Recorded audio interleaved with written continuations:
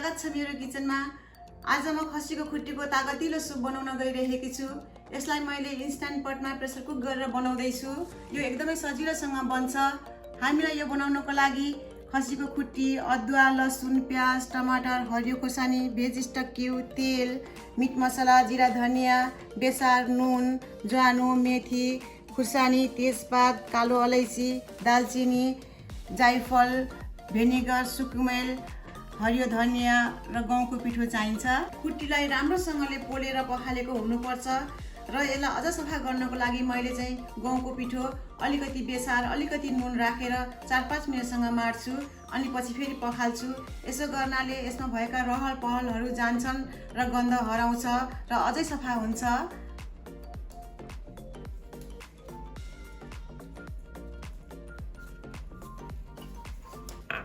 अलिकति नुन राख्ने,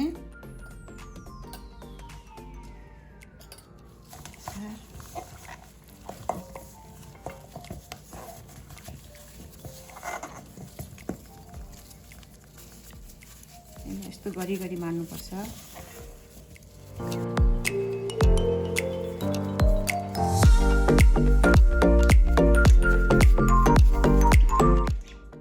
मैले यसलाई राम्रोसँग पखालेर ल्याएँ। अब यो सफा भयो। यसमा मैले अलिकति भेनिगर राख्छु। भेनिगरले पनि यसको गन्ध हटाउने मद्दत गर्छ। र अब म यता लसुन, प्याज, अदुवा रेडी गर्छु।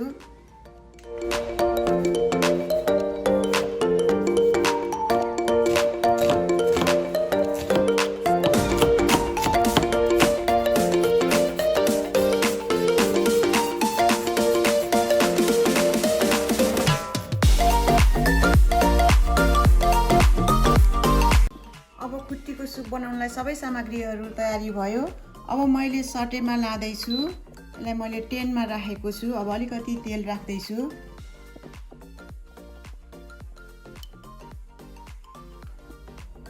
अब तेल तातिएपछि मैले 1 टीस्पुन ज्वानो र 1/2 टीस्पुन मैले मेथी राख्दैछु। त्यसपछि मैले तेजपात राखेँ, दालचिनी 2-3 पिस। मैले यो कालो अलैँचीलाई चाहिँ मैले अलिकति फोडेर राखिदिएको छु। यसले बास्ना मिठो ल्याउँछ। यसलाई एकैछिन पड्किन दिनुपर्छ।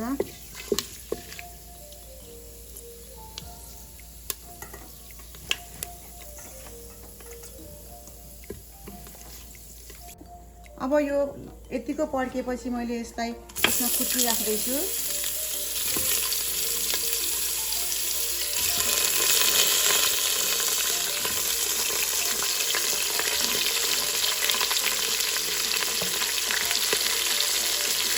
खुट्टी मात्रै राख्ने, भेनिगरलाई चाहिँ राख्नु हुँदैन।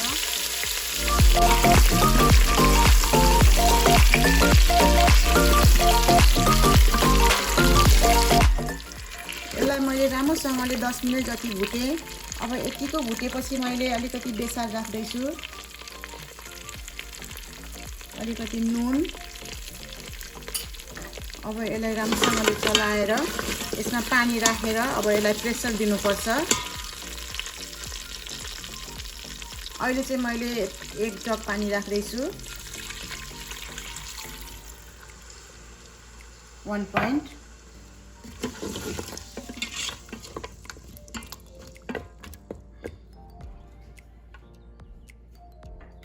मैले यसमा पानी फेरि थपेको छु। पानी चाहिँ मैले पिस डुब्ने गरी राख्दैछु। म तातो पानी राख्दैछु। अब यसमा मैले अलिकति जाइफल यसरी कोरेर राख्दैछु।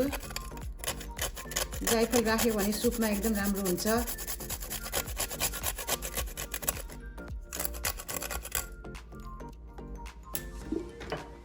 अब यसलाई म प्रेसर कुक गर्दैछु। प्रेसर कुकमा प्रेस गर्ने 20 मिनट पकाउँदैछु। हाम्रो सुप पाक्दैछ। सुप पाकुन्जेल म यता सुपमा झान्नको लागि मसला रेडी गर्दैछु। सबैभन्दा पहिला म प्याज राख्दैछु। प्याजलाई एकछिन रातो हुने गरी भुट्नुपर्छ। मैले अलिकति घिउ राखेको छु यसमा। घिउले झानेको बास्ना मिठो आउँछ भनेर।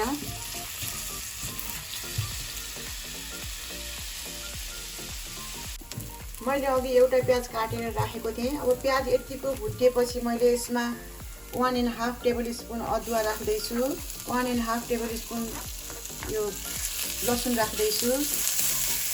यसलाई राखेर एकैछिन फेरि भुट्ने।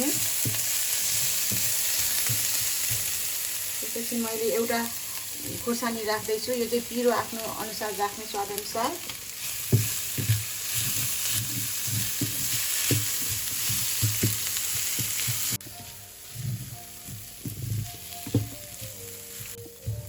अदुवा लसुन खोर्सानी राखेपछि यतिको भुटेर आयो। अब म यसमा अलिकति बेसार राख्दैछु। बेसार चाहिँ मैले 1 टीस्पुन राखेँ। मैले उता सुपमा पनि 1/2 टीस्पुन राखेको थिएँ। नुन मैले उता 1/2 टीस्पुन राखेको थिएँ। त्यही अनुसार सुप कति बनाइन्छ त्यही अनुसारको राख्ने। अहिले मैले 2 टीस्पुन राख्दैछु। मैले 1.5 टेबल स्पुन धनिया, 1.5 टेबल स्पुन जिरा पाउडर राखेको थिएँ। म त्यसलाई पनि राख्दैछु।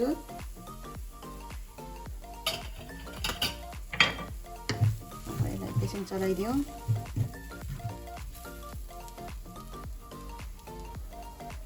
अब यसमा मैले टमाटर राख्दैछु।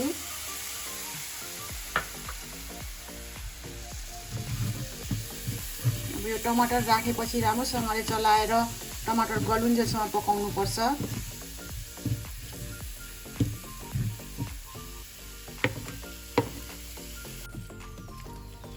टमाटर राखेपछि यतिको गलेर आयो। अब म यसमा अलिकति थोरै रातो धुलो खुर्सानी राख्दैछु। अनि यसमा मैले 1/2 टेबल स्पुन मिट मसला राख्दैछु। यसले पनि एकदम राम्रो स्वाद ल्याउँछ। अब अलिकति पानी राखेर एकछिन मसला पाकुन्जेलसम्म पकाउने।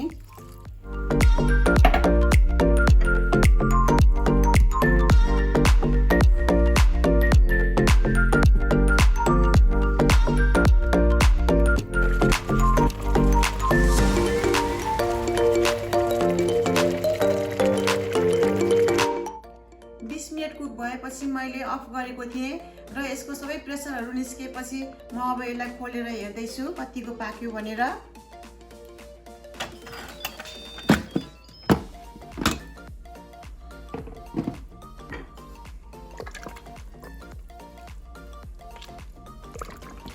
यसलाई यसो छाम्नु पर्यो।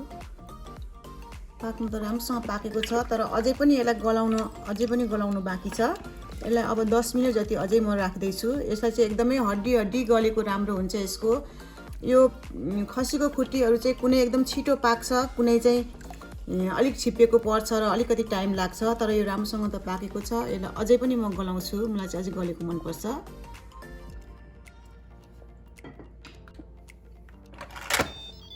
अब म फेरि यसलाई प्रेसर कुक गर्दैछु।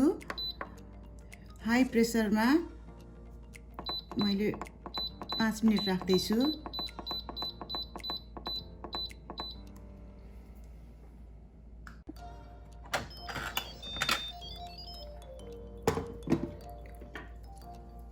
अहिलेको जस्तै नै अर्को 5 मिनट पनि पकाएँ मैले।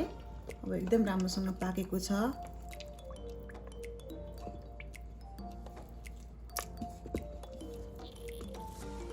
यसरी एकदम मासु र हड्डी छुट्टिएको छ। अब म उता अघि मसला रेडी गरेको थिएँ। यसलाई अब झान्छु। मैले अघि बनाएर राखेको मसला सबै अब यसमा म राख्दैछु।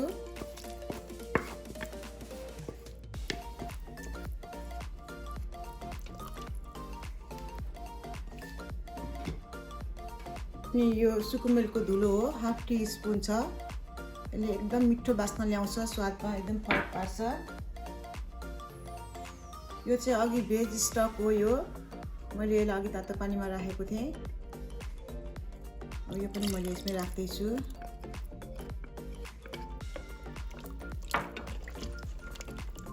अब यसलाई राम्रोसँगले मिक्स गरिदिने।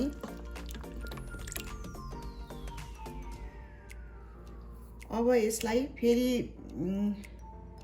यो सटे मोडमा लगेर एकछिन उमाल्नुपर्छ 10 मिनट।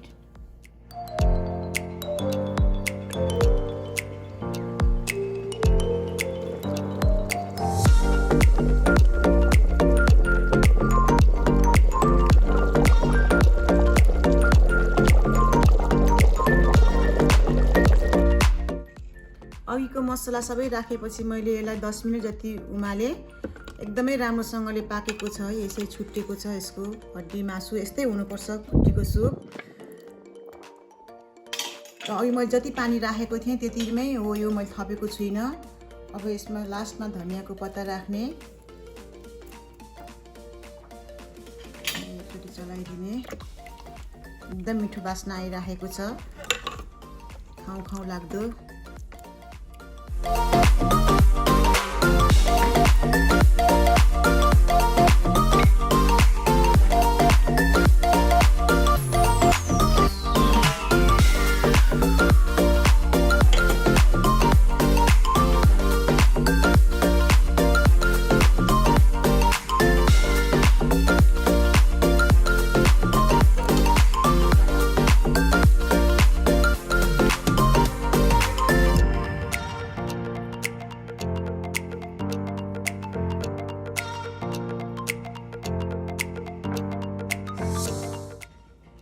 हाम्रो खसीको खुट्टी बनेर पनि सर्भ गर्नको लागि रेडी भयो।